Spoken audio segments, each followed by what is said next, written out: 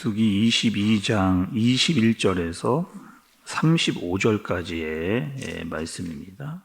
발람이 아침에 일어나서 자기 나귀의 안장을 지우고 모압 고관들과 함께 가니 그가 감으로 말미암아 하나님이 진노하심으로 여호와의 사자가 그를 막으려고 길에 서니라. 발람은 자기 나귀를 탔고 그의 두 종은 그와 함께 있더니 나귀가 여호와의 사자가 칼을 빼어 손에 들고 길에 선 것을 보고 길에서 벗어나 밭으로 들어간지라. 발람이 나귀를 길로 돌이키려고 채찍질하니 여호와의 사자는 포도원 사이 좁은 길에 섰고 좌우에는 담이 있더라.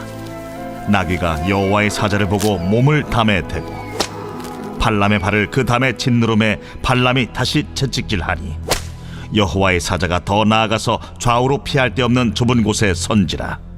나귀가 여호와의 사자를 보고 발람 밑에 엎드리니 발람이 노하여 자기 지팡이로 나귀를 때리는지라. 여호와께서 나귀 입을 여시니 발람에게 이르되 내가 당신에게 무엇을 하였기에 나를 이같이 3번을 때리느냐? 발람이 나귀에게 말하되 내가 나를 거역하기 때문이니 내 손에 칼이 있었다면 곧 너를 죽였으리라. 나귀가 발람에게 이르되 나는 당신이 오늘까지 당신의 일생 동안 탄 나귀가 아니냐? 내가 언제 당신에게 이같이 하는 버릇이 있었더냐? 없었느니라. 그때에 여호와께서 발람의 눈을 밝히시매 여호와의 사자가 손에 칼을 빼들고 길에 선 것을 그가 보고 머리를 숙이고 엎드리니 여호와의 사자가 그에게 이르되 너는 어찌하여 내 나귀를 이같이 3번 때렸느냐? 보라, 내 앞에서 내 길이 사악하므로 내가 너를 막으려고 나왔더니 나귀가 나를 보고 이같이 3번을 돌이켜 내 앞에서 피하였느니라. 나귀가 만일 돌이켜 나를 피하지 아니하였다면 내가 벌써 너를 죽이고 나귀는 살렸으리라. 발람이 여호와의 사자에게 말하되 내가 범죄하였나이다. 당신이 나를 막으려고 길에 서신 줄을 내가 알지 못하였나이다. 당신이 이를 기뻐하지 아니하시면 나는 돌아가겠나이다. 여호와의 사자가 발람에게 이르되 그 사람들과 함께 가라. 내가 내게 이르는 말만 말할지니라. 발람이 발락의 고관들과 함께 가니라. 아멘. 여러분, 발락과 발람의 이야기가 계속해서 이어져 가고 있습니다. 이스라엘이 여러분 모압 평야에 도달을 했잖아요. 그리고 그 모압 땅의 왕이었던 발락이 이런 생각을 했습니다.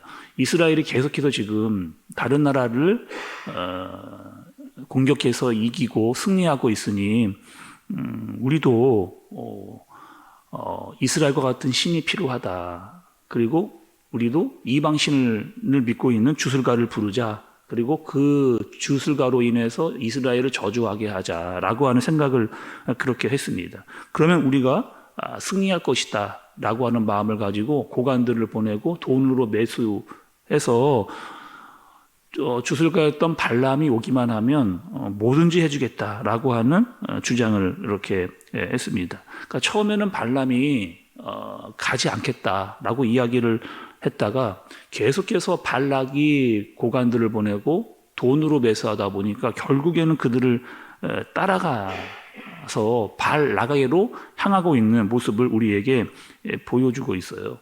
그런데 그 길을 가고 있는 발람을 하나님께서 막으시는 내용이 오늘 본문의 내용이라고 할 수가 있겠습니다. 여러분, 오늘 본문에서 이야기하고 있는 것은 하나님께서 발람을 찾아오시고 또 그의 앞길을 막으시기까지 하면서 그에게 해주시고 싶은 말씀이 있으셨던 겁니다. 그리고 이 사실을 발람이 제대로 알아들었더라면 이렇게 해야 됩니다. 내가 정신을 차려야 되는구나. 그리고 하나님께서 원하시지 않는 거구나. 기쁘시지 않는 거구나. 라고 이야기하면서 그 길을 가지 않는 것이 이제 옳은 바람직한 자세인 거죠. 그런데 오늘 말씀을 보면서 여러분 좀 궁금한 점이 하나 있습니다. 무엇이냐?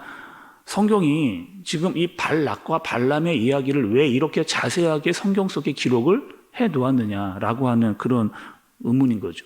이스라엘의 이야기도 아니고 그렇다고 지금 이방 왕이었던 모압 발락과 또 주술가의 그 발람의 이야기를 왜 이렇게까지 말씀이 기록을 해 놓았느냐. 사실 여러분 그 민수기에서 이 발락과 발람의 이야기는 굉장히 난해 구문으로 이렇게 알려져 있습니다. 그리고 이것이 정확하게 어떠한 의도를 가지고 기록되었는지는 정확하게 파악하기가 좀 쉽지 않은 그런 말씀이라고 할 수가 있습니다.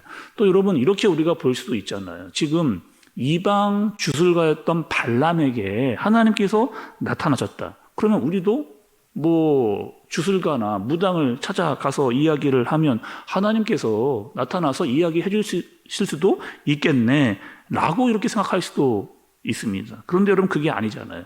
하나님께서 발람에게 나타나신 그 이유는 그 주술가였던 발람에게 기회를 주시기 위함이었고 하나님을 믿고 알고 돌아오기를 바라시는 마음이었고 또 이스라엘에게 축복을 해주시기 위해서 저주하지 않고 축복해 주기 위해서 그 발람에게 나타나신 것으로 그렇게 봐야 됩니다. 그러니까 특별한 케이스에 하나님께서 나타나셔서 그를 돌이키려고 하시는 내용으로 살펴봐야지 우리가 뭐 주술가를 찾아간다던가 이것이 옳다라고 접근하는 것은 옳지 않은 해석인 거죠.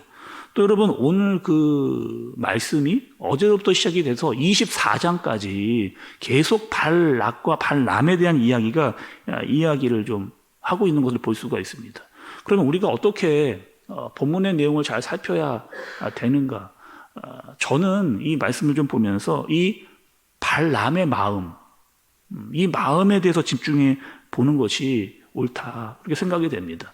여러분 여기서 지금 등장하고 있는 이 발람의 마음은요 마치 누구의 마음이냐 이스라엘 백성들의 마음과 유사한 것을 우리가 알 수가 있죠.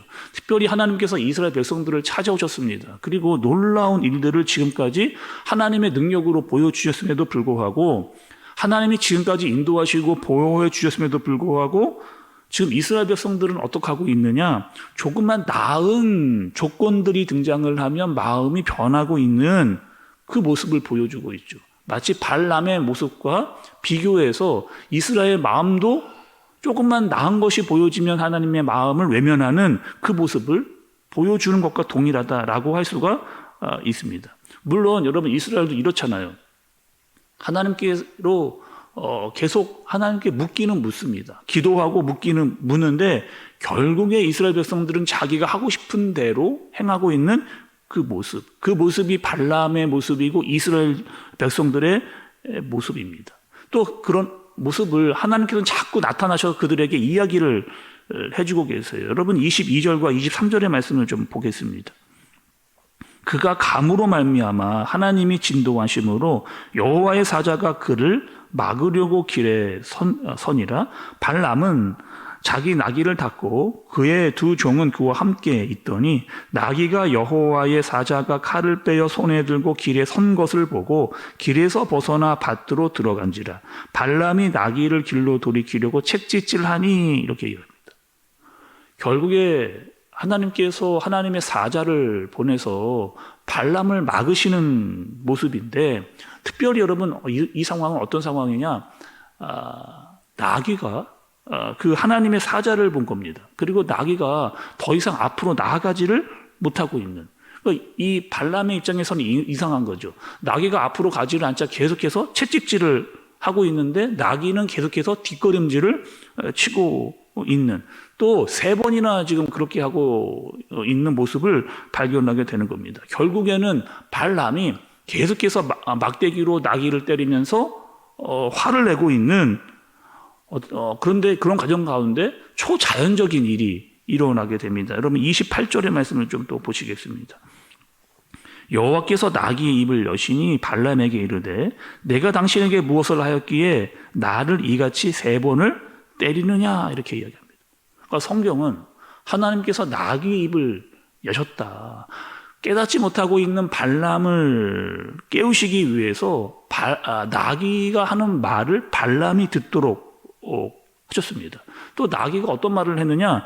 내가 무엇을 잘못했다라고 3번이나 나를 이렇게 때리느냐? 내가 언제 이렇게 행동을 한 일이 있었느냐? 라고 이야기하면서 발람에게 자신의 상황을 이야기해주고 있는 거죠.